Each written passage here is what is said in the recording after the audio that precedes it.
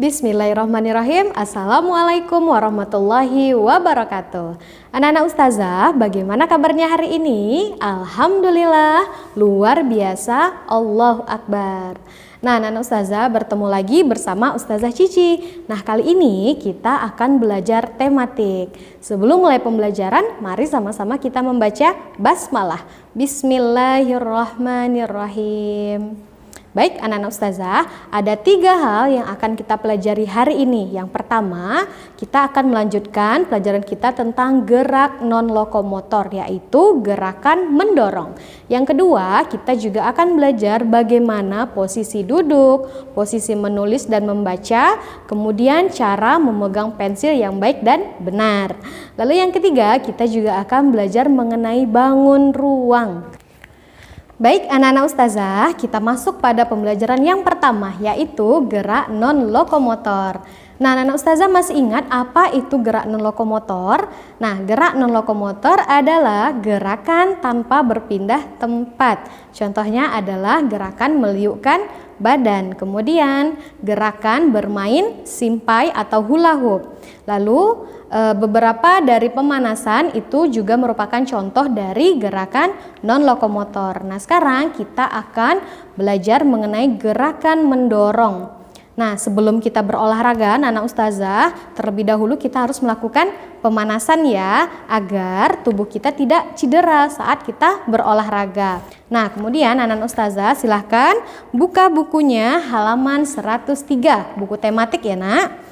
Silahkan. Nah, anak ustazah lihat di situ ada gambar gerakan mendorong tembok. Nah, anak ustazah, kira-kira ketika kita mendorong tembok, apakah kita melakukan gerakan berpindah tempat atau tidak berpindah tempat ya? Nah, gerakan mendorong tembok itu kita tidak melakukan gerakan berpindah tempat atau gerak non-lokomotor. Nah, seperti itu ya. Lalu, anak ustazah silahkan buka bukunya halaman 113. Nah, di sini juga ada contoh dari gerakan mendorong. Apa itu? Gerakan mendorong pohon. Nah, gerakan mendorong pohon. Nah, kira-kira ketika kita mendorong pohon, apakah kita melakukan gerakan berpindah tempat atau tidak berpindah tempat ya? Nah, mendorong pohon juga merupakan salah satu gerakan tidak berpindah tempat atau gerakan non-lokomotor. Jadi, contoh dari gerakan non-lokomotor yaitu gerakan mendorong ketika kita mendorong tembok dan ketika kita mendorong pohon. Baik anak-anak ustazah, setelah selesai kita berolahraga, kita harus melakukan pendinginan agar tubuh kita bisa istirahat. Kemudian detak jantung kita normal kembali, nafas kita juga normal, kemudian keringat kita hilang atau kering seperti itu. Nah, kemudian kita lanjut pada pembelajaran kita yang kedua, yaitu posisi duduk, posisi menulis, posisi membaca, serta memegang pensil yang baik dan benar. Nah, anak ustazah masih ingat kan video kita kemarin? Nah, kita sudah belajar ini ya, bagaimana cara duduk yang benar, kemudian cara membaca, cara memegang pensil, cara menulis. Nah, ustazah silahkan lihat video yang ustazah tampilkan berikut ini ya. Posisi duduk, memegang pensil, dan meletakkan buku yang tepat saat menulis. Posisi duduk yang tepat saat menulis, perhatikan gambar yang berceklis, itu sudah benar ya karena punggungnya lurus. Lalu yang bertanda silang itu salah karena dia membungkuk, akan mengakibatkan punggung kita sakit. Nah, cara memegang pensil yang benar, anak ustazah lihat yang di tanda checklist, itu sudah benar megang pensilnya. Lalu yang silang itu salah karena memegang pensilnya dengan cara digenggam. Nah, memegang pensil itu akan mempengaruhi tulisan kita. Lalu meletakkan buku yang tepat. Nah, meletakkan buku itu harus di atas meja, bukan di bawah meja, karena akan membuat cahaya menghalangi saat kita membaca. Nah, anak ustazah, silahkan mencoba ya. Nah, bagaimana anak ustazah? Sudah dilihat dong videonya. Nah, itu adalah cara posisi duduk, kemudian posisi menulis, posisi membaca, serta memegang pensil yang baik dan benar. Nah, anak ustazah, kita lanjut pada pembelajaran kita yang ketiga, yaitu kita akan belajar mengenai bangun ruang. Anak-anak ustazah, kita masuk pada bangun ruang. Nah, anak-anak ustazah tahu bangun ruang itu apa? Nah, bangun ruang adalah bangun yang memiliki unsur panjang, lebar, dan tinggi. Nah, banyak benda yang termasuk dalam bangun ruang. Ada yang berbentuk bola, ada yang berbentuk tabung, ada yang berbentuk balok, ada juga yang berbentuk kubus. Nah, ini adalah gambar balok. Ini adalah gambar tabung. Ini adalah gambar bola. Dan ini adalah gambar kubus. Kita masuk pada bentuk yang pertama, yaitu bentuk balok. Nah, gambar yang ustazah beri ini adalah gambar balok. Nah, balok memiliki sisi yang ukuran dan bentuknya yang sama.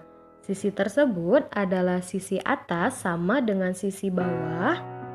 Kemudian, sisi samping kiri sama dengan sisi kanan. Lalu, sisi muka sama dengan sisi belakang.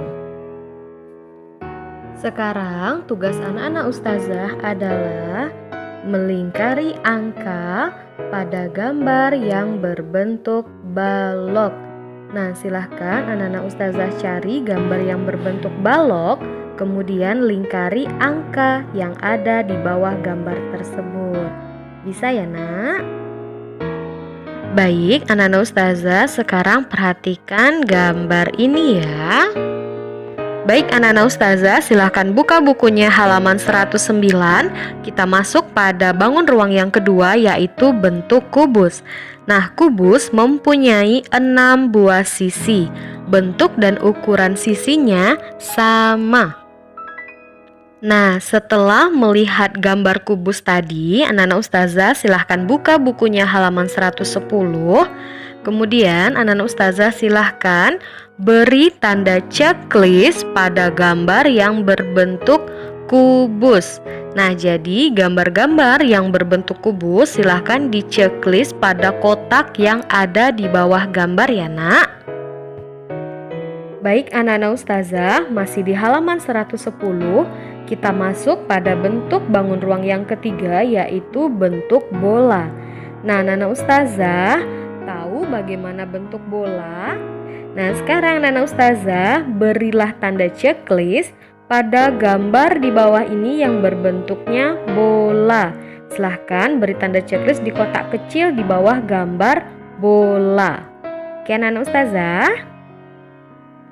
Nah, di halaman 111, anak-anak ustazah kita masuk pada bangun ruang yang keempat, yaitu bentuk tabung. Nah, anak ustazah lihat gambar ini. Ini namanya adalah tabung. Tabung mempunyai tutup dan alas. Tutup dan alas mempunyai bentuk dan ukuran yang sama.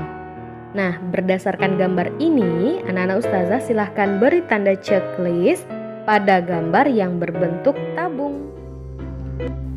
Baik anak-anak ustazah, demikian pembelajaran kita hari ini ya. Ada berapa tadi yang kita pelajari? Ada 3. Apa saja? Yang pertama adalah gerakan non-lokomotor, yaitu gerakan mendorong. Contohnya tadi adalah gerakan mendorong tembok dan mendorong pohon.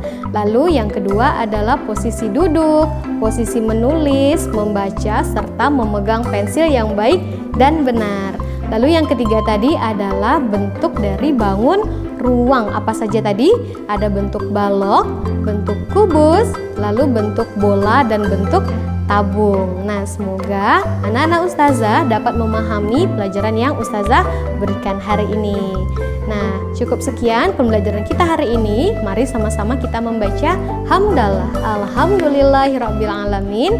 Sekian dari ustazah. Assalamualaikum warahmatullahi wabarakatuh.